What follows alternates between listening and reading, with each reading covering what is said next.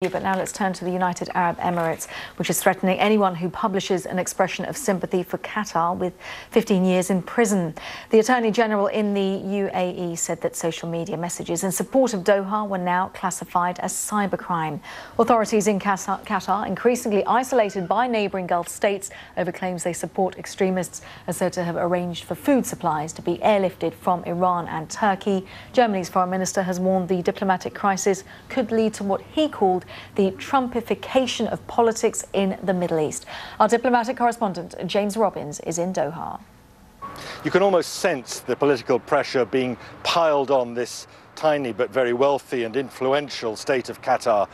Lined up against it now a very powerful coalition, including, of course, Saudi Arabia and Egypt, and led effectively by the United States, with those tweets from Donald Trump making clear that he thinks it's absolutely right to isolate Qatar, accused, although it denies it, of being a funder and supporter of radical Islamist extremism in the region.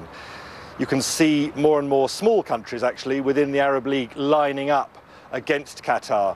Jordan, Gabon, Mauritania are all coming out in favor of this policy of isolation.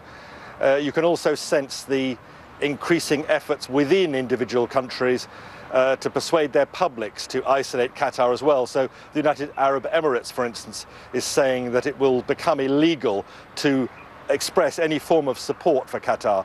This extraordinary pressure must have an effect, surely. The Emir of Kuwait is trying to act as a mediator to try to bring these alleged cooperation states of the Gulf Cooperation Council back together. That also may mean some form eventually of either private or public renunciation of aspects of its foreign policy by Qatar, but we haven't necessarily got there yet. Saudi Arabia is making clear that nothing less than a significant change of course will be enough.